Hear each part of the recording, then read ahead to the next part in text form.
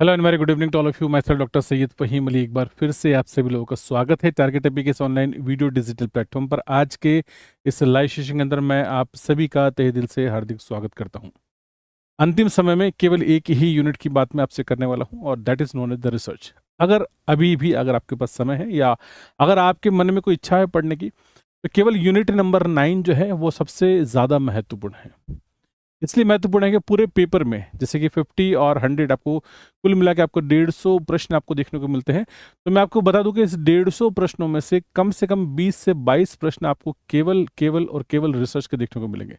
15 प्रश्न सिलेबस के अंदर वैसे भी दे रखे, लेकिन कुछ चीज़ें ऐसी जो इंटर रिलेटेड है, जो कि रिसर्च से संबंधित है। तो कम से कम 20 सवाल जो है बहुत बड़ी भूमिका निभाते हैं। इससे पहले मैंने आपको एक वीडियो भी दिया था और मैंने आपसे कहा था कि क्यों 94% स्टूडेंट जो है वो फेलियर होता है यूजीसी एनटीए नेट के अंदर और केवल 6% का सिलेक्शन होता है। तो हम कैटेगरी बी में होते हैं, तो हमें ए के अंदर आना होता है।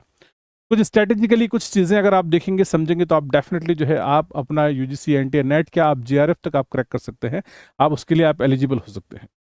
रिसर्च बहुत महत्वपूर्ण यूनिट है। रिसर्च हम लोग क्या करते हैं कि अक्सर मैक्सिमम बच्चा अगर बताऊं तो रिसर्च की यूनिट क्या होता है, अक्सर वो छोड़ देता है। इसलिए छोड़ देता है, उसको लगता है कि हाँ ठीक है ये काम की चीज़ नहीं है या हमने कभी नहीं पढ़ा। और ऐसा होता भी है कि बहुत सारी चीज़ें हम लोग बिलीव में या एम्बलिप के अंदर पढ़ लेते हैं, लेकिन रिसर्च ऐसा है जो कि हमें बिलीव या एम्बलिप के अंदर पढ़ने को नहीं मिलता। रिसर्च की यूनिट आपकी केवल कोर्स में केवल केवल केवल इसलिए है क्योंकि यही एक कॉमन एग्जाम है यूजीसी एनटीए नेट का, यानी कि आप असिस्टेंट प्रोफेसर का और जेआरएफ के लिए कॉमन एग्जाम बनाया गया। तो जो लोग जेआरएफ करना चाहते हैं उनके लिए रिसर्च मेथोडोलॉजी बहुत ज़रूरी है। तो असिस्टेंट प्रोफेसर के लिए भी जो है ये यूनिट कंपलसरी है। इसलिए अक्सर ऐसा होता है कि रिसर्च के क्वेश्चन जो है हम लोग नहीं कर पाते। अगर बहुत सिस्टमेटिकली तरीके से और बहुत ध्यानपूर्वक अगर आप पढ़ते हैं तो रिसर्च के क्वेश्चन आप इजीली कर पाएंगे। अगर रिसर्च टाइप्स ऑफ रिसर्च है, रिसर्च के मेथड है, सैम्पलिंग टेक्निक्स है, हाइपोथेसिस है, रिसर्च का डिज़ाइन है, रिसर्च का टेस्टिंग है, ये सारी चीज़ें अगर आप देखना चाहेंगे तो इसी यूट्यूब चैनल के ऊपर मेरे हर टॉपिक के हिसाब से आपको लेक्चर्स मिलेंगे। आप उन लेक्चर्स को देख लीजिएगा। कम से कम 4 से 5 सवाल एक्स्ट्रा रिसर्च के कर ही आ पाएंगे। आज की इस यूनिट के अंदर मैं थोड़ा सा डिटेल में आपसे बात करूंगा और डिटेल में बात करने के पीछे केवल मात्र कारण ये है कि मैं चाहता हूं कि इस यूनिट को आप बहुत अच्छे और बेहतर तरीके से करें। कुछ चीज़ें भी आपको बताता हूं क्या क्या चीज़ें। तो आइए आज की इस वीडियो की शुरुआत करते हैं। मैं जितने भी लोग मेरे साथ लाइव हैं जी, सभी का दिल से बहुत बहुत शुक्रिया। एक बार सभी लोग सेशन को लाइक कर देंगे, हम लोग यहाँ से आगे बढ़ते हैं। मैं कुछ चीज़ें आपका ध्यान केंद्रित करना चाहूँगा। सबसे पहली चीज़ देखिए, मैंने 2 कैटेगरी आपके सामने पहले दिन से बनाई दी थी। पिछले 10 दिन से मैं वादे के अनुसार आपके साथ हूँ। हाँ, कभी-कभी 1 दिन ऐसा हो, 1 या 2 दिन ऐसा हो जब मैं किसी वजह से तकनीकी कारणों की वजह से या व्यस्त होने के कारण जो आपकी क्लास नहीं ले पाया। लेकिन फिर भी मैं पिछले 10 दिन में मैं इन 10 ही यूनिट के बारे में बात कर चुका, यानी कि अब तक मैंने इनमें से अगर देखा जाए तो मैंने इन सारी यूनिट के बारे में बात कर चुकी। और आज की क्लास के अंदर जो है हम लोग विशेष तौर पे जो बात कर रहे हैं, तो मैंने यहाँ पर वैसे भी आपके लिए हाईलाइट किया है कि जो इंपॉर्टेंट यूनिट है वो कौन सी आपकी। सो this is important unit of the research methodology की सबसे महत्वपूर्ण इकाई है। अगर कोई व्यक्ति, मेरा ऐसा मानना है कि अगर कोई व्यक्ति, जैसे सपोज मान लीजिए आपने जब पहली बार एग्जाम दिया होगा यूजीसी नेट का, या आप में से कुछ लोग पहली बार दे रहे होंगे, तो जब बच्चा थोड़ा सा भी पढ़ कर और चलो ढंग से एग्जाम देता है तो उसको ज़्यादा नहीं है ना, वो 15-20 नंबर से ज़्यादा दूर रहता है मेरिट से, इससे ज़्यादा गैप होता नहीं उसका। तो यहाँ पर तो 15 से 20 क्वेश्चन में केवल इस यूनिट के बता रहा हूँ, यानी कि अगर नंबर में देखेंगे तो 30 से 40 नंबर का वेटेज रहेगा आपका एग्जाम में। तो 30 नंबर का तो वैसे भी है ही है, तो 30 से 40 नंबर का वेटेज आपका केवल इस यूनिट का। अगर आपने ये यूनिट ढंग से कर लिया, आप यूजीसी नेट के आप जेआरएफ सिंगल टाइम में आप क्रैक कर सकते हैं। इसलिए महत्व की बात मैंने आपको यहाँ पर बता दी। अब आगे बढ़ते हैं, रिसर्च में क्या क्या चीज़ें पढ़नी है, क्या का ध्यान केंद्रित करना। मैं इस यूनिट में 100% आपको सारी ही चीज़ें देखनी, मतलब कुछ भी ऐसा नहीं है जो आपको छोड़ना है। आप सारी चीज़ें करेंगे, कोई भी टॉपिक आप यहाँ से नहीं छोड़ेंगे। मैं एक ही करके सभी टॉपिक की बात कर रहा हूँ आपसे। पहला टॉपिक है आपका रिसर्च। तो रिसर्च के अंदर देखा कॉन्सेप्ट, फंक्शन या एथिक्स की बात कर रखे, तो कुछ चीज़ें जहाँ आपको यहाँ पर क्या पढ़ना है, तो यहाँ पर जो सबसे पहला पढ़ना है टाइप्स ऑफ रिसर्च। इस पर एक सवाल रिसर्च का कंफर्म है। देन उसके बाद टाइप्स के अंदर भी आपका दे रखा, आपका बेसिक रिसर्च कौन सी है, अप्लाइड कौन सी है, इंटरडिसिप्लिनरी कौन सी है, मल्टीडिसिप्लिनरी रिसर्च कौन सी है। मैंने आपको 15 टाइप्स बताए हैं रिसर्च के, 15 टाइप्स मैंने क्लास के अंदर एक्सप्लेन किया आपको विद एग्जांपल्स कि इसको रिसर्च कहेंगे, इसको नहीं कहेंगे, लाइक दैट। तो वो आप जरूर देखे जाएंगे। सेकंड, रिसर्च मेथड्स के अंदर, मेथड के अंदर आप देखेंगे यहाँ पर हिस्टोरिकल दे रखा है, डिस्क्रिप्टिव दे रखा है, एक्सपेरिमेंटल दे रखा है और डेल्फी टेक्निक किसे कहते हैं। डेल्फी टेक्निक आप जरूर पढ़ के जाइएगा, ठीक है। तो यहाँ पर मैंने ओलाफ हैमलर वाला जो आपको टॉपिक पढ़ा था, जहाँ पर मैं एक्सपर्ट सिस्टम एक्सपर्ट्स की बात करते हैं, वो डेल्फी टेक्निक आपका, वो टॉपिक आप जरूर देखे जाइएगा। डेल्फी टेक्निक का सवाल आता है। कुछ भी नहीं छोड़ना है। रिसर्च डिजाइन, रिसर्च डिजाइन के अंदर क्या क्या चीज़ आती है लिखा है यहाँ पर, selection of the research problem, कैसे करेंगे, रिव्यू ऑफ लिटरेचर से संबंधित सवाल पूछा था।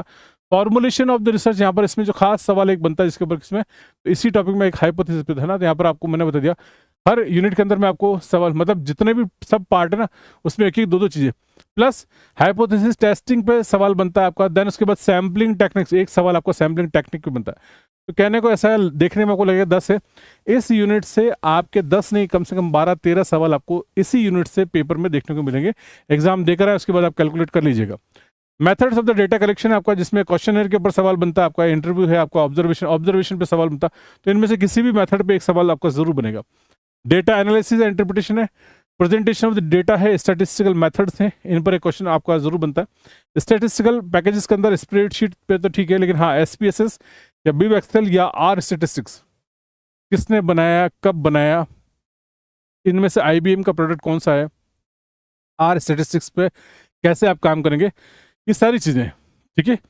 नेक्स्ट अगला मैं आपको बताऊं, देखिए रिसर्च रिपोर्ट, तो रिपोर्ट राइटिंग क्या है आपका, देन साइटेशन टूल्स आप कौन कौन से काम में लेते हैं, इसके अंदर आप देखिए यहाँ पर स्ट्रक्चर है, कंटेंट्स है आपका, देन गाइडलाइंस है आपका।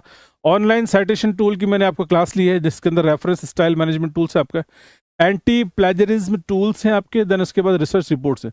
तो इनके ऊपर कम से कम 1 से 2 सवाल है ना, यहाँ पर 1 से 2 सवाल आपको यहाँ पर एंटी प्लेजरिज्म टूल्स के ऊपर भी आपको देखने को मिलेगा। मैट्रिक स्टडीज अपने आप के अंदर एक बहुत बड़ा टॉपिक है, जिसमें बिब्लियोमेट्रिक है, साइंटोमेट्रिक है, वेबोमेट्रिक है और आपको अल्टमेट्रिक्स है। तो डेफिनेटली आपको इस पर भी आपको सवाल देखने को मिलेगा। फाइनली देन इम्पैक्ट फैक्टर, जिसमें जनरल का इम्पैक्ट फैक्टर आपका H index, G index, I10 index, and finally trends in the library and information science research. तो कुछ भी मतलब सिलेबस में यहाँ पर आपको कुछ भी नहीं छोड़ना है। हालांकि अगर आप इस यूनिट को बहुत अच्छे से कर लेते हैं तो पेपर 1 के अंदर भी आपका एक यूनिट बनता है। मैं आपको बता देता हूँ, पेपर 1 के अंदर तो ये सब आपने अच्छे से कर लिया, पेपर 1 के अंदर भी आपका एक यूनिट बनता है जिसको हम लोग कहते हैं रिसर्च एप्टीट्यूड। तो 10 सवाल तो वहाँ पर हो ही गए, 10 नहीं, कम से कम 10 से 12 सवाल वहाँ पर है। तो 12 सवाल वहाँ से है, आपको 5 सवाल यहाँ से मिलेंगे। तो मैं आपको बता रहा हूँ 17, तो 17 यानी कि आप इंटू करें तो आपको यहाँ पर रिसर्च का पोर्शन देख लें आप, है ना, इतने नंबर में तो आप नेट के आप JRF तो क्वालिफाई कर सकते हैं। अगर आप में से भी किसी ने अगर पिछली बार नेट दिया होगा या इससे पहले भी कभी नेट दिया होगा, और आप अगर अपने आपको कैलकुलेट करना चाहेंगे कि भाई कट ऑफ क्या गई थी और मैं कहाँ पर हूँ, तो कट ऑफ और आपके बीच में कैलकुलेशन 10, 15, 20 नंबर की मैक्सिमम कैलकुलेशन रहती है। तो मैं तो आपको बता रहा हूँ इस यूनिट से आपको 35-40 नंबर आपको इस यूनिट से मिलते हैं, इसलिए ये यूनिट का महत्व सबसे ज़्यादा है, ठीक है।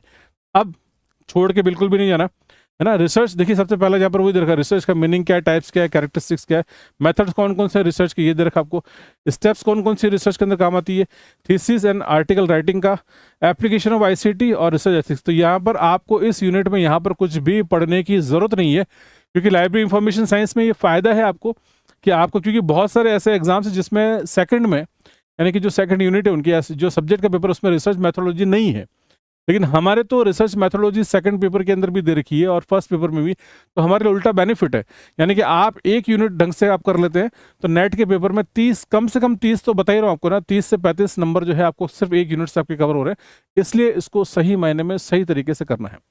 कुछ चीज़ें मैं आपको बता दूं, जैसे मैं क्लास के अंदर आपसे पहले भी बात कर चुका हूँ, मैं आपको बता दूं जैसे रिसर्च की प्रक्रिया क्या होती है। तो आमतौर पे थोड़ी सी इस बात को समझ लेंगे, 5 मिनट का समय लूँगा मैं, इसके बाद जी मैं थोड़ी सी रिसर्च से संबंधित थोड़ी सी आपसे बात करूँगा, और उसके बाद जो है हम क्वेश्चन आंसर तो खैर हमेशा का जो तरीका है उसी पे करेंगे।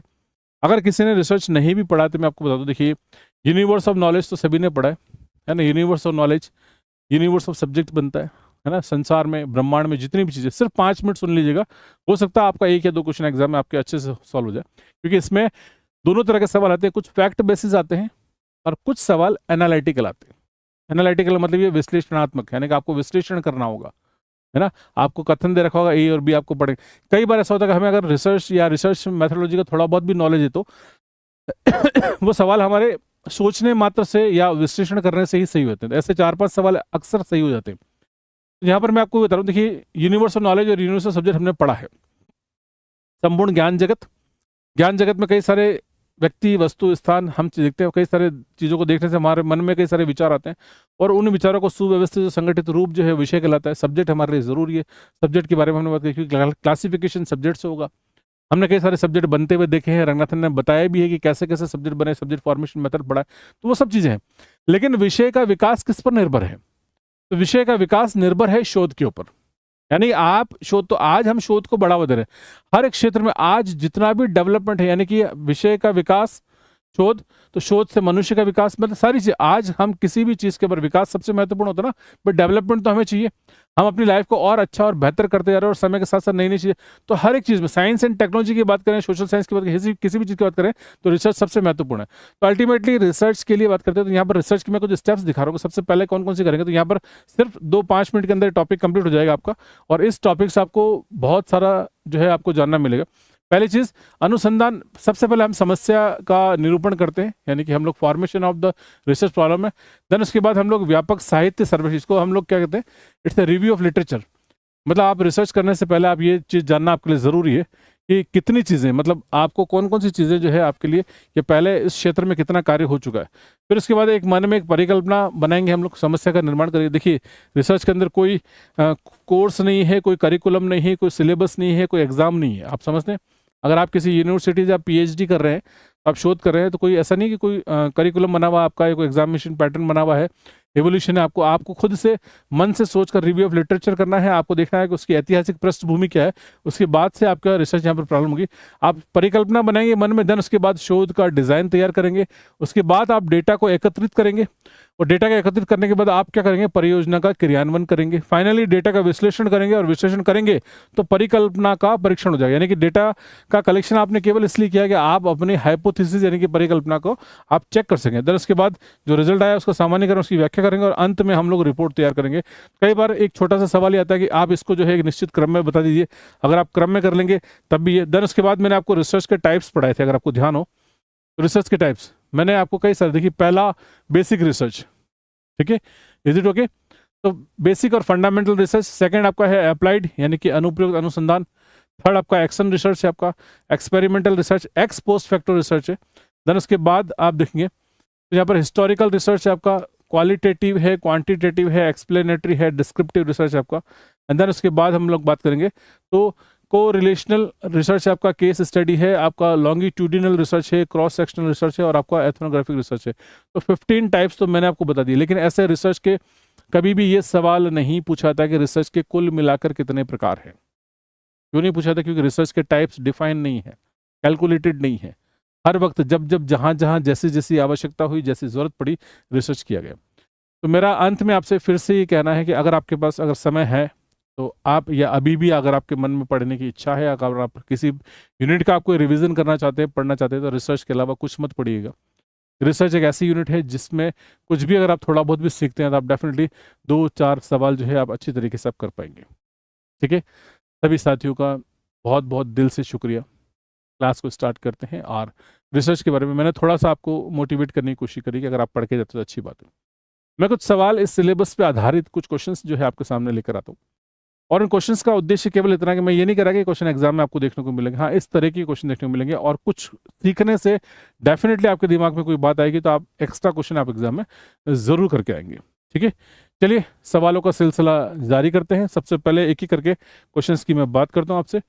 पहला सवाल आपके पास है, and which type of research will be most suitable to study the attitude of the workers towards a new change in the organisation. यानी अपने संगठन में किसी नए बदलाव के प्रति कर्मचारियों के रवैये का अध्ययन करने के लिए किस प्रकार का शोध सबसे उपयुक्त है। बहुत सीधे सीधे सवाल है, मैं आपको क्वेश्चन मैंने आपको फ्रेम किया आपके लिए। जी बताइए। Yes please. अपने संगठन में किसी नए बदलाव के प्रति कर्मचारी, देखिए मैं ये सवाल पूछने का उद्देश्य क्या है मैं आपको बता दूं। इस प्रश्न के लिए केवल मात्र एक ही उद्देश्य है, और उद्देश्य केवल इतना सा है। ये पहला क्वेश्चन है रिसर्च के टाइप पर। आपको एग्जाम में एक सवाल कम से कम ऐसा जरूर मिलेगा जिससे आपको टाइप्स ऑफ रिसर्च, मतलब आपको एग्जाम्पल के तौर पे आपसे पूछा जाएगा, और आपको ये बताना होगा कि ये किस प्रकार का रिसर्च है।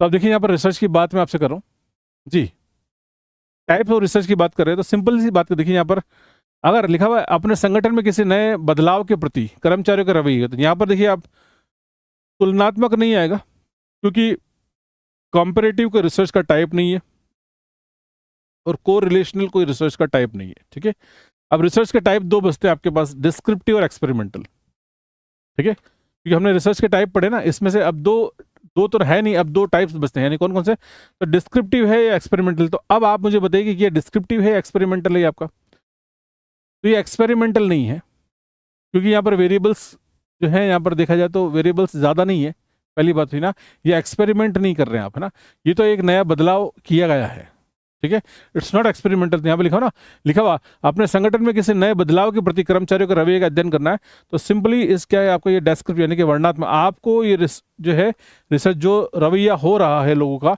या रवैये में जितना भी परिवर्तन आ रहा है उसको आपको डिस्क्राइब करना है, यानी कि डिस्क्रिप्टिव है। तो ये रिसर्च आपकी कहलाएगी, this is known as experimental नहीं कहलाएगा जी, एक्सपेरिमेंटल गलत है, डिस्क्रिप्टिव वर्णनात्मक रिसर्च आपकी कहलाएगी, ठीक है, मैंने एग्जाम्पल भी दिए जी। ओके, चलिए सवाल आज थोड़ा जल्दी करेंगे, है ना, ज़्यादा कर पाएंगे। अगला सवाल, union minister of education and skill development Shri Dharmendra Pradhan launch स्वयं प्लस। तो अभी तक आपने दो नाम सुने थे, स्वयं प्रभा सुना था और स्वयं सुना था, नाउ इट्स न्यू। एक सवाल नया जरूर पूछा जाता है ना, अगर शोध के क्षेत्र में या किसी प्रकार से यूजीसी कोई नया प्रोजेक्ट लॉन्च कर रही है तो उसके बारे में सवाल आएगा। तो मैंने आपको बताया स्वयं SWAYAM है ना, आपने सुन रखा SWAYAM, स्वयं है ना, सेल्फ लर्निंग पोर्टल है, एक SWAYAM, प्रभा PRABHA, प्रभा ये आपका 40 DTH चैनल है आपके, ठीक है। अब तीसरा जो आपका क्या है वो स्वयं प्लस जी, नए क्वेश्चंस आपको देखने को मिलेंगे डेफिनेटली। तो नेक्स्ट आपका स्वयं प्लस, नाम सुना किसी ने, बताइए, किसी ने नाम सुना? वर्किंग प्रोफेशनल्स के लिए it's a new project that is स्वयं प्लस, और स्वयं प्लस जो है हाल ही में लॉन्च किया गया है। कब? तो 27 फरवरी 2024 को ये लॉन्च किया गया। तो मैंने आपसे कहा था कि देखिए यूजीसी का है, नेट का पेपर है, कुछ नए सवाल जरूर पूछेंगे, नहीं तो भी हमें इसके बारे में नॉलेज होना चाहिए। मैं आपको बता दूं, देखिए यहाँ पर ये देखिए आप धर्मेंद्र प्रधान वाली जो स्टोरी है आपकी, तो लिखा हुआ श्री धर्मेंद्र प्रधान है ना, launches Swayam plus platform working professional to participate in the Swayam plus. Shri Dharmendra Pradhan course are to be multilingual as innovation has no longer languages. And Shri Dharmendra Pradhan ने जो है 27 फरवरी 2024 को जो है ये चीज लॉन्च करी। Is it clear? चलिए बहुत अच्छी बात है, ये चित्र भी है, ठीक है। तो 27 फरवरी 2024 का ये चित्र है, ये वर्किंग जब धर्मेंद्र प्रधान ने ये स्वयं प्लस लॉन्च किया, लॉन्चिंग ऑफ स्वयं प्लस, ठीक है, बिल्कुल। चलिए नेक्स्ट अगला सवाल, आपने नाम सुना होगा रेफ वर्क, यानी कि रेफरेंस वर्क कहते हैं, reference work management system is acquired by. तो रेफरेंस वर्क मैनेजमेंट सिस्टम जो है ये किसके द्वारा एक्वायर कर लिया गया? तो ये ऐसा सवाल अक्सर नेट के पेपर में आपको एक दो सवाल ऐसे जरूर पूछे जाते हैं, जहां पर अभी वर्तमान में कौन किसको किसने एक्वायर कर लिया, ये चीजें।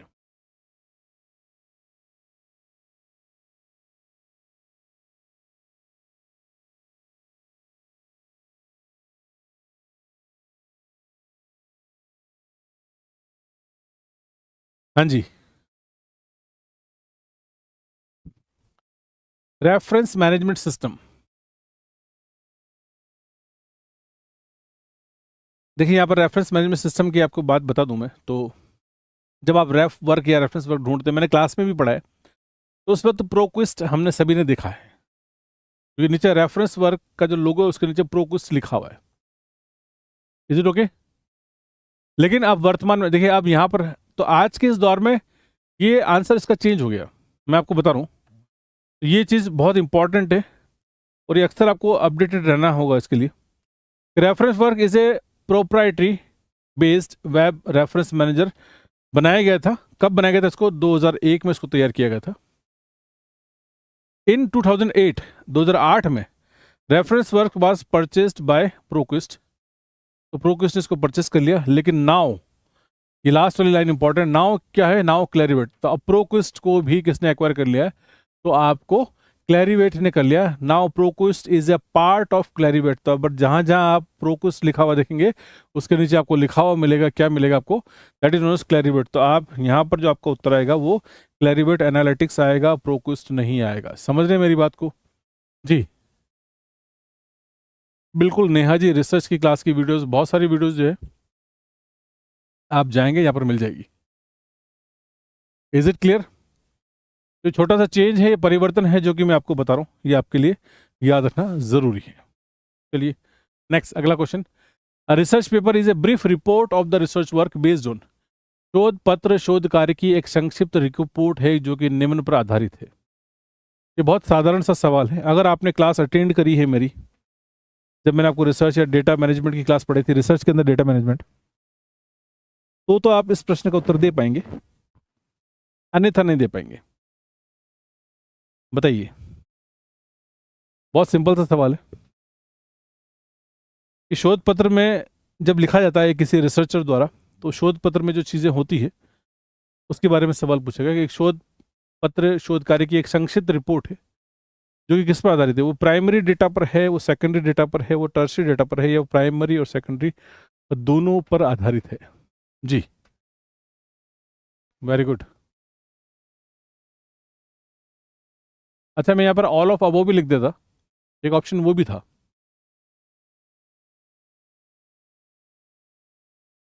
तो यहाँ पर कंफ्यूजिंग है आपको। देखिए मैं आपको बता दूं, यहाँ आप सभी किसी का उत्तर सही नहीं आ रहा है, मतलब हाँ कुछ आंसर सही आ रहे हैं, कुछ नहीं आ रहे हैं। मैं आपको बता दूं यहाँ पर जो सही आंसर आपको बनेगा, देखिए अगर आप रिसर्च रिपोर्ट की बात करें तो रिसर्च रिपोर्ट में प्राइमरी डेटा होता है। रिसर्च रिपोर्ट में कुछ जरूरी नहीं है, सेकेंडरी डेटा भी हो सकता है। कुछ जरूरी नहीं आपने सारा डेटा आपने खुद ही कलेक्ट किया, आपने किसी और का डेटा भी आपने काम में लिया, तो सेकेंडरी डेटा भी हो सकता है। रिसर्च के क्षेत्र में कभी भी टर्शरी डेटा नहीं होता है। रिसर्च में या तो प्राइमरी डेटा होता है या सेकेंडरी होता है, टर्शरी होता ही नहीं है।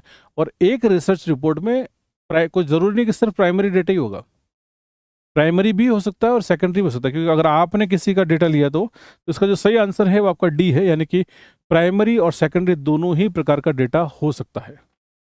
जी ठीक है, तो टर्शरी डेटा रिसर्च के अंदर टर्शरी डेटा होता ही नहीं है, इसलिए। क्लियर? चलिए बहुत अच्छी बात है, अगला सवाल करते हैं, नेक्स्ट। जी, which type of observation the participant do not know that they are being observed, यानी किस प्रकार के अवलोकन में प्रतिभागियों को यह पता नहीं होता है कि उनका अवलोकन किया जा रहा है। तो ये कहाँ से कौन सा है?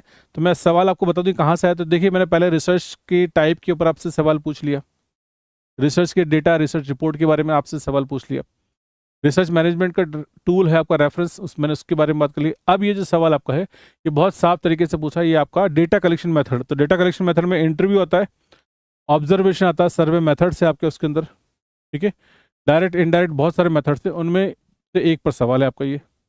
जी वेरी गुड इवनिंग, बताइए। तो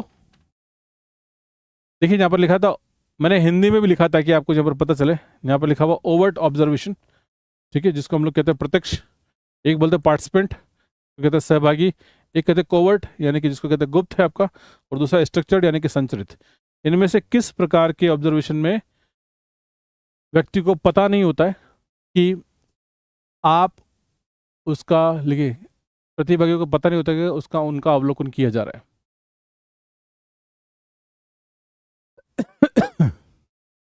हाँ जी,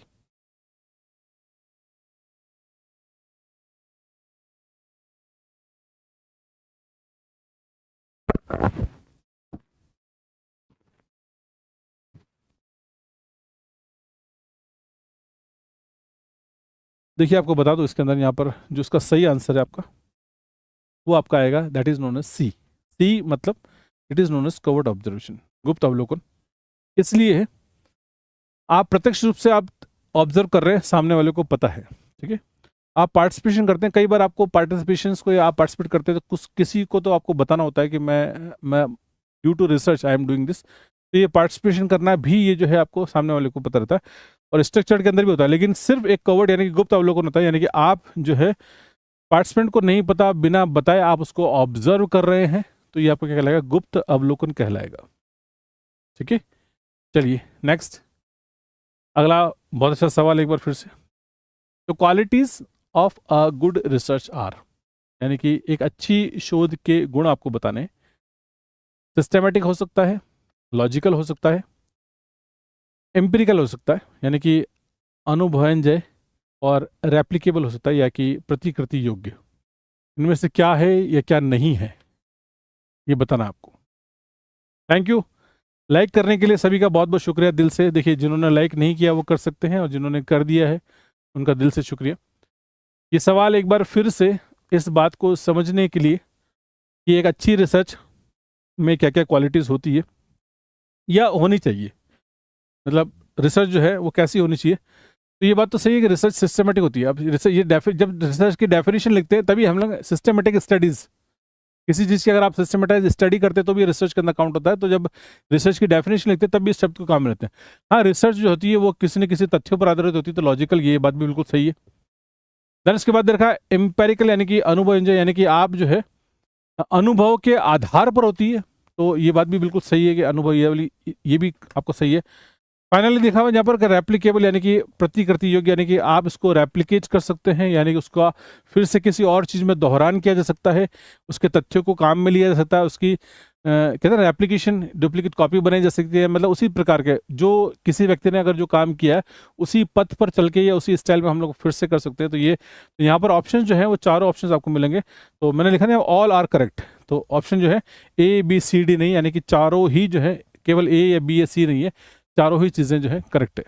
जी जी, तायरा जी गुड इवनिंग, बहुत बहुत शुक्रिया, धन्यवाद, थैंक यू।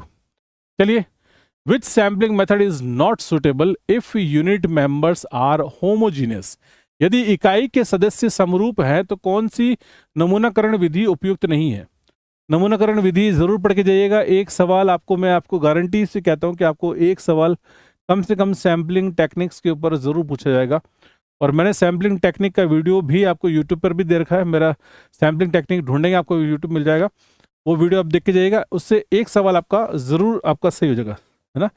प्रोबेब्लास्टिक और नॉन प्रोबेब्लास्टिक दो तरह की सैम्पलिंग होती है, उसको हमने कैटेगरी में डिवाइड कर रखा है, और डिवाइड करने के बाद उसके डिफरेंट डिफरेंट तरह के मेथड्स हैं। प्रश्न को पढ़ें आप आराम से और उत्तर दीजिएगा आप। जी, very good. Which sampling method is not suitable, अगर सुटेबल नहीं है if the members are homogeneous, यानी कि एक जैसे मेंबर्स हैं, अगर मेंबर्स समान है यानी कि समरूप है, ठीक है, तो कौन सा मेथड काम में नहीं लेंगे बताइए। तो अगर समान है तो क्या काम में नहीं लेंगे। तो समान है तो एक मेथड ऐसा है जो कि काम में लेने लायक नहीं है। कौन सा मेथड है? And that is known as cluster. तो क्लस्टर क्या करते हैं हम लोग, जब समान है तो क्लस्टर बनाएंगे, तो क्लस्टर जो है समान चीज़ों के बनता है, तो इसमें फिर सैंपल लेने का मतलब नहीं बनेगा। अगर समान है तो फिर आपको केवल क्लस्टर सैम्पलिंग नहीं करेंगे आप, इसमें रैंडम सैम्पलिंग कर सकते हैं, आप स्ट्रेटिफाइड भी कर सकते हैं और आप सिस्टमेटिक भी कर सकते हैं, लेकिन क्लस्टर सैंपल जो है यहाँ पर इफेक्टिव नहीं है। तो इसलिए हम लोग इस सैंपल को या इस टेक्निक को, समरूपता है तो यहाँ पर ये चीज़ काम में नहीं ली जाएगी। चलिए, एक बहुत सिंपल सा सवाल जो कि एग्जाम में तो पूछा जाए या नहीं पूछा जाए, लेकिन मैं आपसे ज़रूर पूछना चाहूँगा, ये मेरे मन की इच्छा है। रिसर्च डिज़ाइन जो है वो क्या है, ये आपको बताना है। तो रिसर्च डिज़ाइन अक्सर देखिए यहाँ पर ये बात होगी आपको, जो बच्चे कहते हैं ना इंग्लिश हिंदी की बात करते हैं, लैंग्वेज की, सबसे ज़्यादा प्रॉब्लम जो आती है ना वो लैंग्वेज की, वो रिसर्च वाले क्वेश्चंस के अंदर आती है।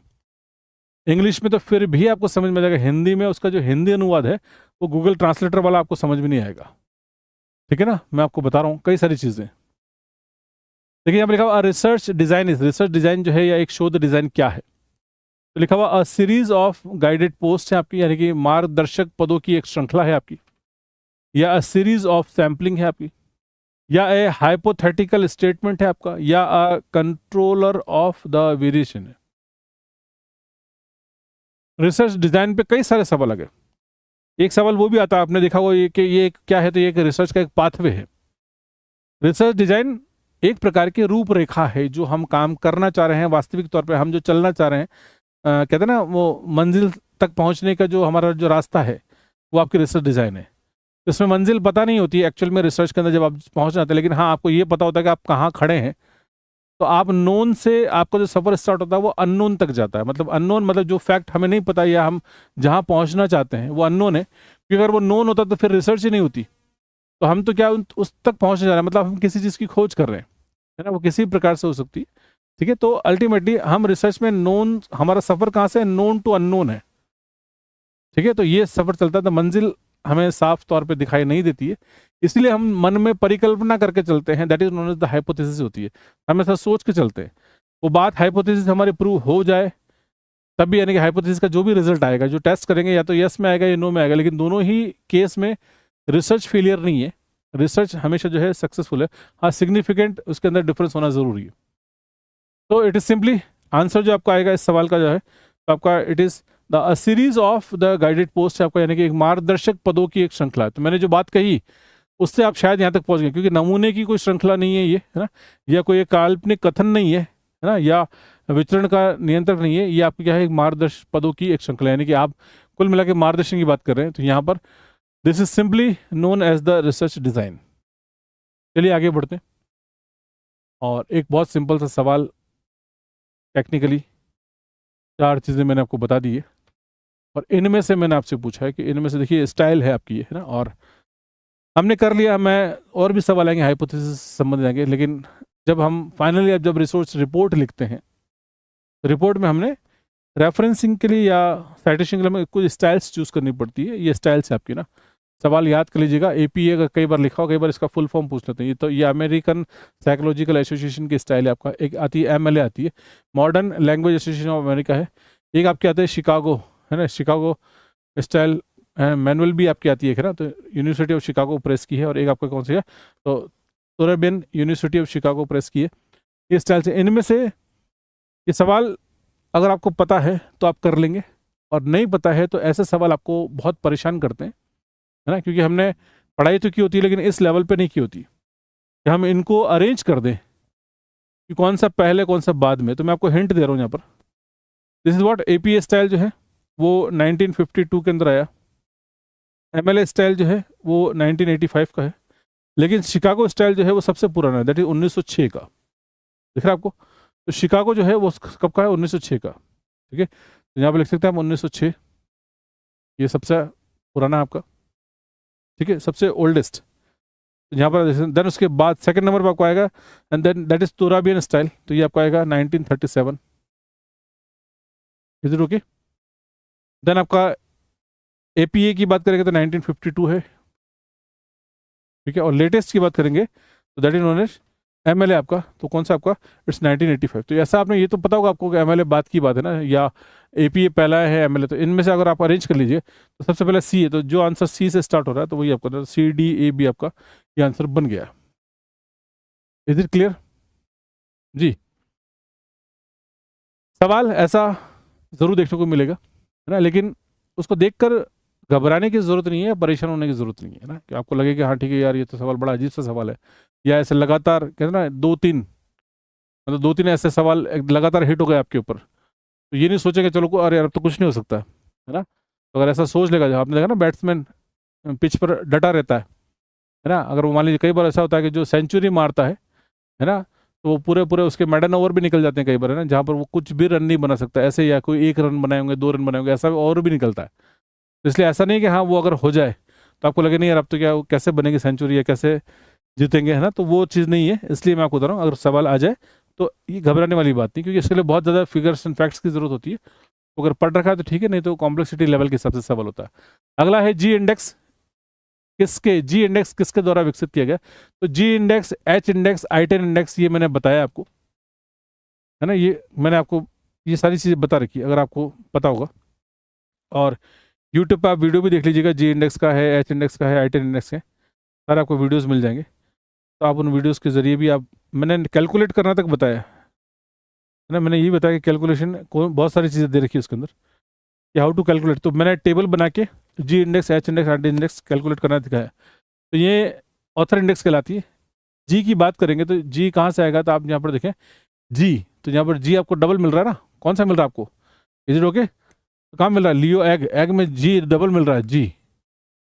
याद कर लीजिएगा, वो हर्ष इंडेक्स जो किससे? एच से हर्ष इंडेक्स है आपकी, तो एच इंडेक्स है। लेकिन लियो एग, एग एग जी है ना, एग में जी आएगा तो याद कर लीजिएगा। तो g index is index for the लिखा क्वालिफाइंग प्रोडक्टिविटी और द पब्लिकेशन की बात करते हैं एंड सजेस्ट तो 2006 में सजेस्ट की गई, लियो एग द्वारा सजेस्ट की गई ना। तो मैंने क्लास नोट्स अगर आपको याद होंगे तो आपने ऐसा देखा होगा, इस चित्र ये लियो एग है जिनका चित्र भी मैं आपको दिखा रहा हूँ, हो सकता है आपको इस तरीके से याद रह जाए जी। ठीक है, तो g index is an author level index है जो कि 2006 में सजेस्ट की गई है ना, किसके द्वारा, बाय लियो एग द्वारा।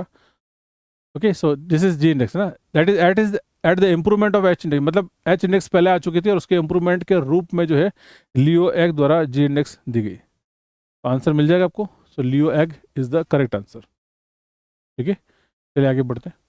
Who coined the term scientometric, scientometric शब्द जो है इनमें से किसके द्वारा लिखा गया, गढ़ा गया, काम में लिया गया, है ना, साइंटोमेट्रिक की बात कर रहे हैं जी। ये यूनिट के अंदर लास्ट में देखेंगे तो लास्ट के 2 पॉइंट, साइंटोमेट्रिक, वेबोमेट्रिक, अल्टमेट्रिक, सोशियोमेट्रिक, इकोनोमेट्रिक, लिब्रामेट्रिक, ऐसे मतलब हर सब्जेक्ट के अंदर मैट्रिक है, यही मैट्रिक स्टडीज है। ठीक है, तो हर सब्जेक्ट की मैट्रिक है आपको ना, आपको मिल जाएगा देखने को। लेकिन हाँ, नए नए शब्द जो है अक्सर आते हैं, आपसे सवाल पूछा था। साइंटोमेट्रिक की बात कर रहे हैं तो साइंटोमेट्रिक के बारे में मैं आपको डिटेल दूँ, ये आपको इसलिए डिटेल दे रहा हूँ आपको याद रहेगा। तो साइंटोमेट्रिक केवल प्रश्न का उत्तर बता दूंगा, उससे काम नहीं चलेगा। तो the term scientometric was coined for a Russian word, तो नोकोमेत्रिया है ना, ये रशियन शब्द था नोकोमेत्रिया, and coined by the Vasily V Nalimov and Z M Mulchenko in the year 1969। तो ये 2 व्यक्ति है, तो दोनों का नाम याद रखना, तो वैसिली है ना, नालिमोव, तो ये और मूलचेंको, तो ये 2 नाम है। हालांकि इस प्रश्न में एक ही दे रखा है, लेकिन 2 नाम अगर आपको मिल जाए तो आप उसको सही कर सकते हैं 1969 के अंदर। And the term is mainly use for the study of all aspects of the literature, science and the technology, उसके लिए। तो ये आपको साइंटोमेट्रिक यानी कि विज्ञान के क्षेत्र में चीज़ों को जी कैलकुलेट करने के लिए या मैट्रिक स्टडीज के लिए काम में लिया जाता है। अगला सवाल है कि एच इंडेक्स जो है वो क्या इंडिकेट करता है आपको, किसकी क्वालिटी, जर्नल की, ऑथर की, पब्लिशर की या कंट्री की। एच इंडेक्स जो है वो हम किसकी क्वालिटी, मतलब ये है तो इंडेक्सेस है, एंड इंडेक्सेस के जरिए हम लोग क्या चीज़ कैलकुलेट कर सकते हैं, या किसके लिए बनाएगा, जर्नल के लिए बनाएगा, ऑथर के लिए, पब्लिशर के लिए या कंट्री के लिए। तो जी इंडेक्स, एच इंडेक्स, आई10 इंडेक्स के वीडियोस मैंने सेपरेट वीडियोस दे रखे हैं यूट्यूब पे, आप देखेंगे कि होती क्या है, कैसे बनती है, कैसे उसको कैलकुलेट किया जाता है, और किसी एक व्यक्ति की क्या जी इंडेक्स, एच इंडेक्स, आई10 अलग अलग हो सकती है या सभी के आंसर आप एक निकलेंगे, तो ये आप ज़रूर देखिएगा, आपको पता चलेगा कि हम सबकी इंडेक्सेस अलग अलग कैलकुलेट करते हैं और ये क्यों एक के बाद एक इंडेक्सेस हमें देखने को मिल रही है, इसका क्या बेनिफिट है। आंसर लिख दिया आप लोगों ने जी, very good. Productivity of author लिखा है, बहुत बढ़िया। तो ये जर्नल के लिए नहीं है, जर्नल के लिए आपको इम्पैक्ट फैक्टर मिल जाएगा, हालांकि ऑथर के बताए, लेकिन ये ऑथर के लिए ना, ऑथर के, पब्लिशर के लिए नहीं है आपका, और नहीं आप किसी कंट्री के लिए। तो मैं लिखा यहाँ पर कि एच इंडेक्स इन ऑथर इंडेक्स, ऑथर की लिखा, ऑथर की मैट्रिक्स लेवल इंडेक्स आपका attempt measure the productivity of the citation, impact of the publication of the scientist, तो किसी एक व्यक्ति, साइंटिस्ट और स्कॉलर की बात कर रहे हैं यहाँ पर। The index was suggested in 2005 by George E Hirsch, किसने बनाया था, लिखा George the Hirsch, the index और द हर्ष नंबर के नाम से इसको बनाया गया था, इसलिए इसको एच इंडेक्स का नाम दिया गया। बिल्कुल, गुरुवा जी कह रहे हैं सर ऑथर एमपीपीएससी में आया था यह सवाल 9 जून को, बहुत बढ़िया, एमपीपीएससी के अंदर ये क्वेश्चन पूछा गया सब, है ना, that is not H index. चलिए, जेई हर्ष के बारे में ये मैंने क्लास नोट से मैं आपको बता दूं, यूट्यूब पर भी मिल जाएंगे आपको, है ना। तो जॉर्ज एडुरो हर्ष कैलिफोर्निया विश्वविद्यालय में जब काम कर रहे थे अर्जेंटीना में, अमेरिकी में भौतिक विज्ञान के प्रोफेसर, और उन्होंने 2005 में एच इंडेक्स जो है वो तैयार करी। तो हर्ष का नाम अपने नाम पे एच है, हर्ष है, इसलिए इनका नाम एच इंडेक्स है। ठीक है, बाकी एच के अंदर हर्ष में एच से ही वो बनाए। ठीक है, चलिए next, a variable use to cause a change in the another variable is known as, यानी कि एक ऐसा वेरिएबल जो किसी दूसरे वेरिएबल में परिवर्तन ला सकता है, लाता है, उसे क्या कहते हैं। तो देखिए होता क्या, 2 तरह के वेरिएबल्स होते हैं नॉर्मली, एक को बोलते हैं डिपेंडेंट, एक को बोलते हैं इंडिपेंडेंट। डिपेंडेंट वो होता है जो किसी न किसी पर आधारित होता है। भाई डिपेंडेंट का मतलब क्या है, तो डिपेंडेंट का मतलब है आश्रित है, और इंडिपेंडेंट वो है जो किसी पर आश्रित नहीं है, मतलब आप उसकी फ्री वैल्यू आप उसको असाइन कर सकते हैं। वेरिएबल है तो वेरी तो करेगा वो, लेकिन उसके अंदर तो आप तो इंडिपेंडेंट वेरिएबल जो होगा वो डिपेंडेंट पर फर्क डालेगा, क्योंकि डिपेंडेंट तो किसी न किसी पर डिपेंडेंट ना, तो डिपेंडेंट किस पे डिपेंडेंट होगा? डिपेंडेंट हमेशा इंडिपेंडेंट पे होगा। ये वेरिएबल की क्लास मैंने आपको क्लास के अंदर भी बता दी। ये होता है डिसकंटिन्यूड वेरिएबल, तो डिसकंटिन्यूड तो आपको डिसकंटिन्यूड नहीं है आपका, और एक्सटर्नल यानी वेरिएबल यानी कि बाहर का एक्सटर्नल भी नहीं है, आपका आंसर डिपेंडेंट या इंडिपेंडेंट में। तो सवाल पूछा गया एक वेरिएबल जिसका उपयोग दूसरे वेरिएबल में परिवर्तन लाने के लिए किया था, तो जिसमें परिवर्तन ला रहे हैं तो ला रहे हैं वो डिपेंडेंट है, और जिसमें परिवर्तन लाने के लिए जिससे काम में लिया जाता है, तो लिए किसको लिया गया? तो इंडिपेंडेंट को काम में लिया जाएगा, जो कि किस में करेगा? डिपेंडेंट के अंदर जो है फर्क लेकर आएगा। Is it clear? चलिए बहुत बढ़िया, आंसर लिख दिया आपने, वेरी गुड, एक्सीलेंट। ऐसे करना है आपको, ठीक है। अगला सवाल है आपका प्योर, आपने नाम सुना होगा PURE, pure. A research information management system is a product of, ये किसका प्रोडक्ट है आपको ये बताना है। ये क्लैरिवेट का है, ये एल्सवेयर का है, या ये national library of medicine USA का है, या ये OCLC का प्रोडक्ट है। तो pure a research information management system जो है वो किसका प्रोडक्ट है ये आपको बताना है। जी आंसर दीजिए आप।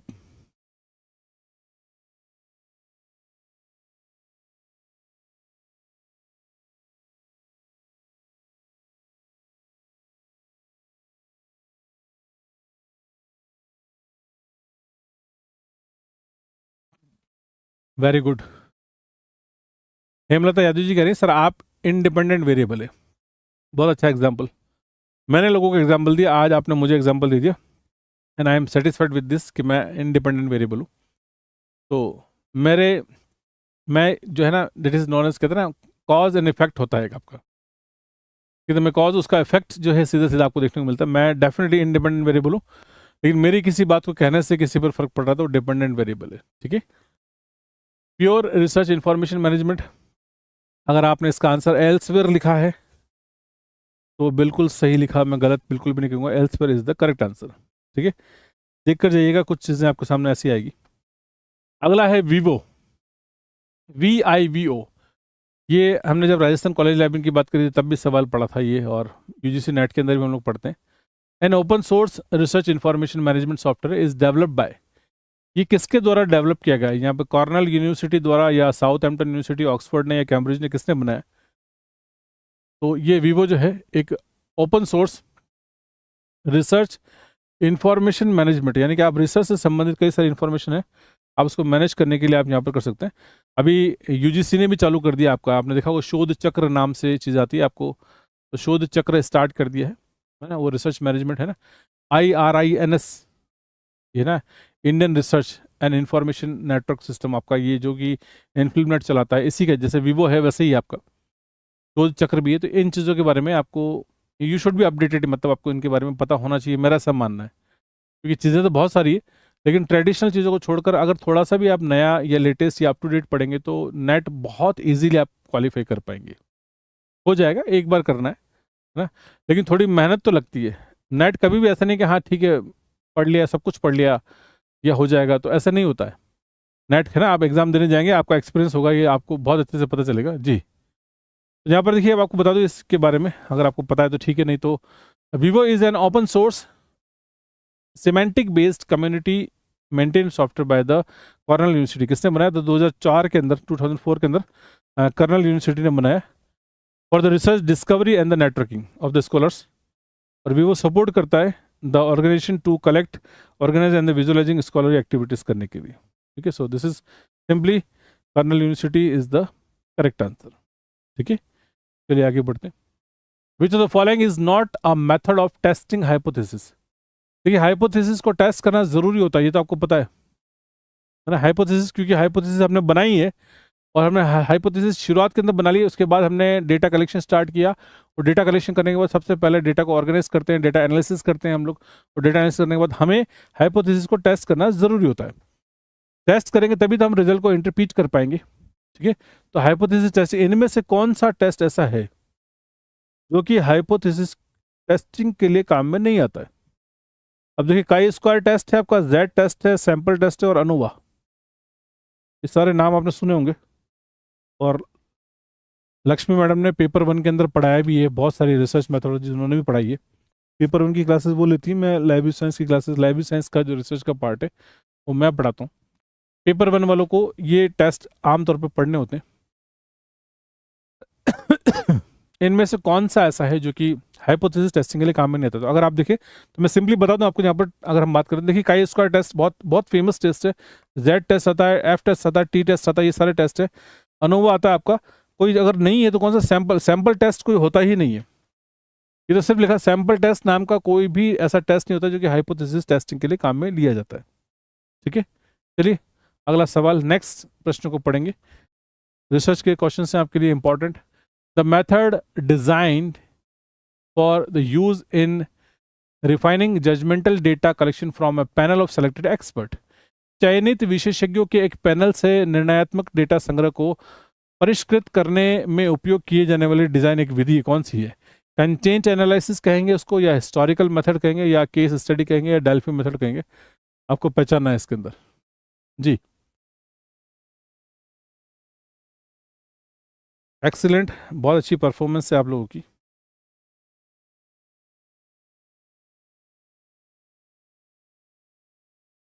बताइए।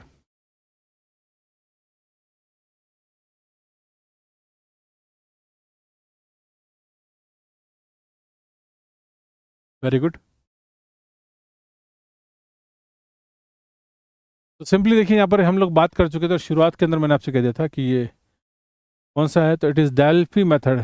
जब एक्सपर्ट का नाम आ गया तो डेल्फी मेथड आ गया। Delphi method was developed by the project RAND RAND during the 1950 1960। और जबकि मैंने आपसे कहा था अभी, आप ओलाफ हेल्मर आप नाम याद रखेंगे, नॉर्मन डेल्की, ओलाफ हेल्मर, एंड तीसरा नाम कौन सा था, निकोलस, है ना, लिखा हुआ निकोलस रिसर्चर, है ना। तो ये आपका, ये नाम आपको याद रखना है, ओलाफ हेल्मर नाम आपको याद रखना है। और डेल्फी तो आप यहाँ के नॉर्मन डेल्की के नाम पे, डेल्की ये जो नाम है ना, डेल्की, डेल्की के नाम से डेल्फी टेक्निक आई। ठीक है, इट इज सिंपली, इस प्रश्न का उत्तर जो है आपका, इट इज डेल्फी मेथड।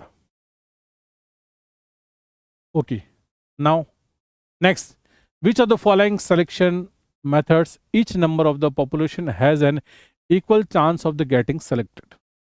इनमें से कौन सा सैम्पलिंग का मेथड है जिसमें सभी के पास बराबर चांस है सेलेक्ट होने का? सभी के पास बराबर चांस है। यही सारे सवाल घूम फिर के आपको देखने को मिलेंगे। और रिसर्च के मैंने कई बार क्वेश्चंस आपको पहले भी कराए हैं, कुछ क्वेश्चन मैंने प्रीवियसली भी कराए थे, लेकिन मैं क्वेश्चंस को वापस भी इसलिए लेता हूं क्योंकि वो क्वेश्चन महत्वपूर्ण है। केवल ये सवाल नहीं है, ये सवाल आपको सोचने पर मजबूर करता है। और इस सवाल की जब आप गहराई में जाते हैं तो आप बाकी मेथड्स को या बाकी चीज़ों को भी आप देखते हैं तो आपको ध्यान में रहेगा। एग्जाम में आपको सैम्पलिंग टेक्निक पे सवाल मिल जाएगा तो आपको पता होगा हाँ हमने सैम्पलिंग टेक्निक पे कोई ना कोई सवाल पढ़ा है, दिखा है, तो आपको सबकॉन्शियस माइंड में अगर कुछ रहेगा तो डेफिनेटली आप उस प्रश्न को हल कर पाएंगे। रिसर्च के टाइप्स के ऊपर सवाल रहेगा तो आप कर पाएंगे। हाइपोथेसिस से संबंधित सवाल रहेगा, आप उसके ऊपर कर पाएंगे। तो यहाँ पर बराबर की बात करते हैं तो बराबर के अंदर देखिए, यहाँ पर पर्पज सैम्पलिंग है आपका, कन्वीनियंस सैम्पलिंग है आपका, लॉटरी मेथड दे रखा है और एक आपका स्नोबॉल मेथड दे रखा है। इनमें से सबसे इंपॉर्टेंट बराबर सिर्फ एक ही है। बराबर का मतलब है लॉटरी, क्योंकि जब आप लॉटरी का टिकट लेते हैं तो हर व्यक्ति के पास बराबर चांस होता है कि उसकी लॉटरी खुल जाए। ठीक है, तो लॉटरी मेथड जो है यहाँ पर काम में लिया जाता है बराबर इक्वल चांसेस के लिए। Collnet, collaboration in the science and in technology, एक नेटवर्क है साइंटिस्ट का working in the field of quantitative studies and was set up in, कहाँ किया गया था? तो यहाँ पर आपको बताना है कब किया गया था। तो लिखा हुआ कॉलनेट, लिखा हुआ यहाँ पर मात्रात्मक अध्ययन के क्षेत्र में काम करने वाले वैज्ञानिकों का एक नेटवर्क स्थापित किया गया था। तो ऐसे कई सारे नेटवर्क है, लेकिन हाँ किसी एक नेटवर्क के ऊपर अक्सर सवाल बनता भी है और पूछ भी लिया जाता है। तो आपको ये बताना है कॉलनेट के बारे में। जी, कब? तो अगर आपको पता है तो ठीक है, नहीं तो मैं आपको बता दूं इसके बारे में। ऐसा सवाल पूछा था, लिखा it's a collaboration in the science and in the technology, इसको कॉलनेट कहते हैं, with Berlin as its virtual centre was set up on the January 1 2000, सन 2000 में इसको सेटअप किया गया था under the authorship of the Hildrun Kretschmer in her capacity as the coordinator. ठीक है, सो इट्स इन द 2000। नाम याद रहेगा आपको, नहीं भी याद रखेगा तो नंबर याद कर लीजिएगा। तो 2000 ये फिर एग्जाम्पल है, सवाल हो सकता है आए या न आए, तो चिंता करने की बात नहीं है।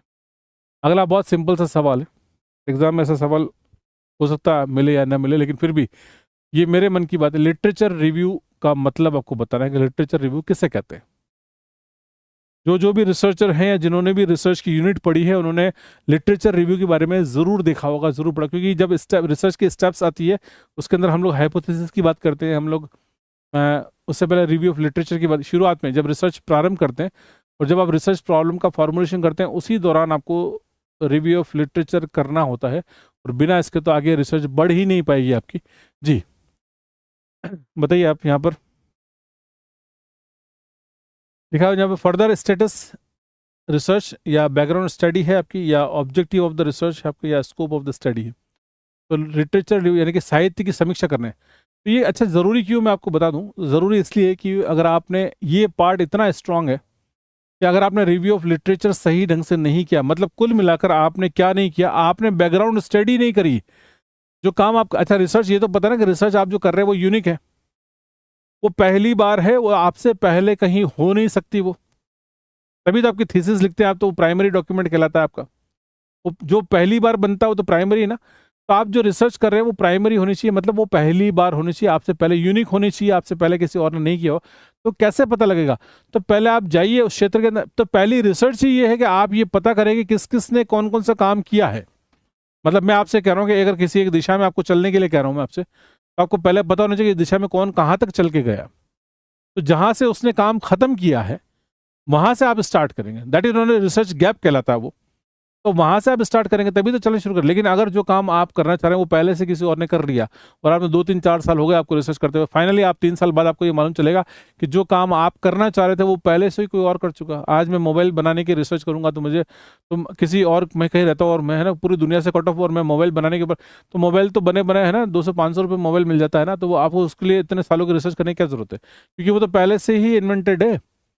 तो ऐसी कोई चीज जो ऑलरेडी इन्वेंटेड है तो उसके लिए आपको बैकग्राउंड स्टडी करनी पड़ती है, and that is known as the review of literature. Is it okay? बिल्कुल यूनिक ओरिएंटेशन होता है, बिल्कुल हेरा खान जी बिल्कुल सही बात है। तो यूनिक ओरिएंटेशन होता है रिसर्च के अंदर। चलिए, which statistical test is used to determine whether or not the difference between two sets of the figure is significant or purely a matter of chance?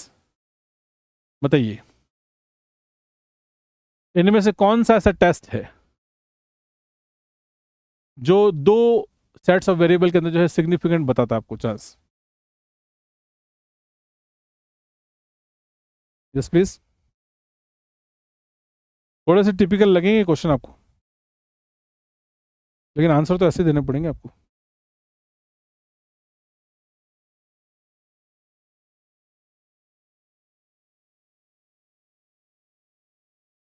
बताइए, बहुत सारे टेस्ट है।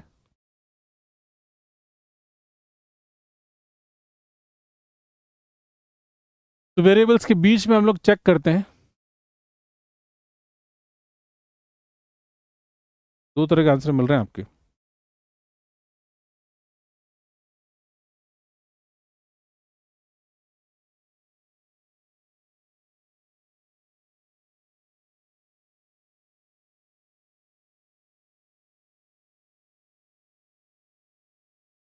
वेरी गुड,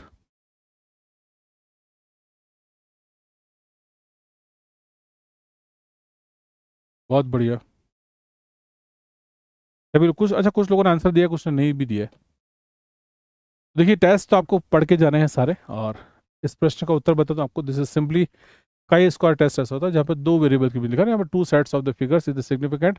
जब भी आप करेंगे तो सिग्निफिकेंट का मतलब ये होता है कि जो आपने डिफरेंसेस आने जरूरी है उसके अंदर, और डिफरेंस आने के लिए इसलिए हम लोग काई स्क्वायर टेस्ट लगाते हैं उसके अंदर। तो वेरिएबल्स को करके उसका स्क्वायर निकाल के वेरिएबल्स को हम लोग करते हैं, ठीक है जी। तो काई स्क्वायर टेस्ट करेंगे आप तो यहाँ पर ये आपका डिफरेंस दिखा देगा या सिग्निफिकेंस बता देगा।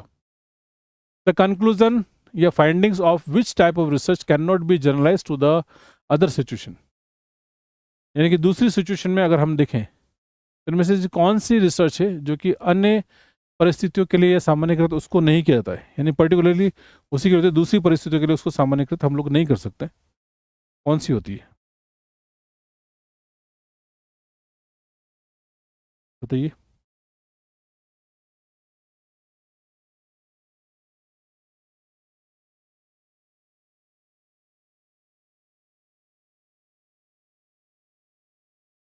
क्लियर?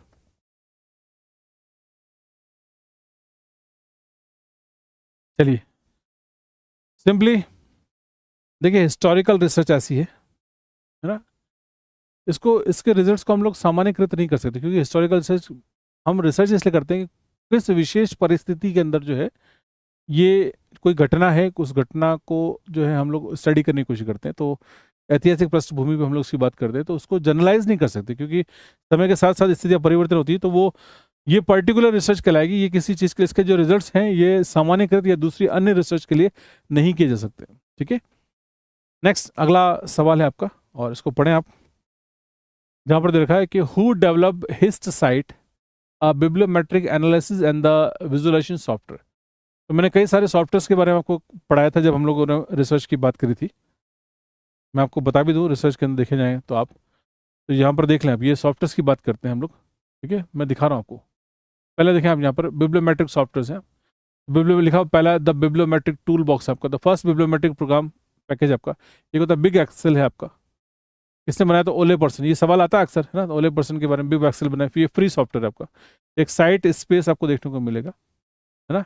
तो चियोमी चैन क्रिएटेड, तो ये आपका देखेंगे। देन एजन फैक्टर स्कोर है आपका, ठीक है, तो ये आपका यूजिन गारफील्ड का आपका।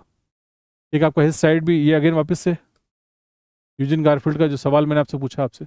स्कॉलरोमीटर है आपका। एक आपका पेजेक है आपका। एक पब्लिश और पेरिश है आपका। ठीक है, तो ये कुछ चीज़ें आप इनको पढ़कर आप ज़रूर जाइएगा, ये आपके काम की चीज़ें। इस प्रश्न का उत्तर तो मिल जाएगा आपको। तो गारफील्ड लॉन्चेस हिज साइट, अब बिब्लियोमेट्रिक एनालिसिस सॉफ्टवेयर है आपका, जो कि 2007 में बनाया गया था। ठीक है, तो दैट्स एन इम्पॉर्टेंट। जी, राजस्थान से, जी बहुत बहुत शुक्रिया, धन्यवाद आपका। Eugene Garfield is the correct answer. Is also known as the father of citation. ठीक है, web impact factor is develop by, web impact factor इनमें से किसने बनाया? Who developed web impact factor? जी, बड़ा अच्छा सवाल है। वेब इम्पैक्ट फैक्टर, अच्छा वेब इम्पैक्ट फैक्टर क्या होता है पता है आपको? जैसे नॉर्मली जो नॉर्मल इम्पैक्ट फैक्टर होता है उसका फॉर्मूला तो पता है हमको, कि 2 साल के हम लोग जितने भी पब्लिश्ड पेपर्स हैं हम लोग ले लेते हैं ना, और उसमें जितने साइटेशन, तो पेपर की संख्या को जोड़ लेते हैं, साइटेशन की संख्या को जोड़ लेते हैं, उसका उसमें भाग दे देते हैं, जो निकल के आता है वो इम्पैक्ट फैक्टर होता है। Is it clear? तो ये तो हो गया, लेकिन वेब पे क्या करेंगे? तो वेब का फॉर्मूला क्या है, मैं आपको वेब का फॉर्मूला बता दूं, है ना। वेब का फॉर्मूला बता रहा हूँ आपको। तो वेब का फॉर्मूला देखिए आप यहाँ पे, the use of links in the bibliometric, यानी कि जितने लिंक्स काम में लिए गए, वॉज कॉज्ड बाय, किसने बताया? तो इनवर्जन, ये नाम प्रश्न का उत्तर है। इनवर्जन नामक व्यक्ति ने 1998 के अंदर वेब इम्पैक्ट फैक्टर लिखा था, उसका नाम है WIF। ठीक है, तो वेब इम्पैक्ट फैक्टर का फॉर्मूला है कि टोटल नंबर ऑफ लिंक्स कितने हैं, इन लिंक्स या सेल्फ लिंक है आपकी, या total number of web pages published and index by the search engine. तो जितने पेपर्स को जी पब्लिश किया गया उतने ही, तो आई थिंक इट्स ओके। जी, तो ये आपका यहाँ पर आंसर मिल गया आपको। यहाँ पर लिखा हुआ है मैंने कि web impact factor is first introduced by the P inversion in the 1998. The term webometric was also coined by the Almond and inversion। तो दोनों का नाम है, तो यहाँ पर तो आपका inversion लिखा हो, यानी कि Almond लिखा होता, तब भी आपका सही आंसर होता। ठीक है, चलिए next. Which source would you consult to know the impact factor of journal publication, यानी कि जर्नल के पब्लिकेशन का इम्पैक्ट फैक्टर जानने के लिए आप क्या काम करेंगे बताइए? किस किस से आपको जर्नल का इम्पैक्ट फैक्टर मिल जाएगा इनमें से? जी, किससे? आपके पास चीज़ें हैं, मैंने आपको बता दिया। तो it is simply web of science, science direct, Scopus है या एबिस्को है। तो ABD, AC, BCD या ABCD, तो किसी में 2 है, किसी में 3 है, किसी में 4 है। इसका मतलब 2 तो है ही है, तो 2 या तो कोई 1 है, या 2 है, या नहीं के बराबर है। तो हम लोग देखिए यहाँ पर वेब ऑफ साइंस में है WOS, इस पर इम्पैक्ट फैक्टर मिल जाता है अपने को। स्कोपस पे भी इम्पैक्ट फैक्टर मिल जाता है अपने को, या आपने पढ़ा होगा या देखा होगा, तो मैंने देखा है इसलिए। साइंस डायरेक्ट में इम्पैक्ट फैक्टर नहीं मिलता, और एबिस्को में भी नहीं मिलता। तो वेब ऑफ साइंस और स्कोपस यानी कि ए और सी, तो ए और सी करेक्ट है, यानी कि इनमें आपको इम्पैक्ट फैक्टर देखने को मिल जाता है। Is it okay?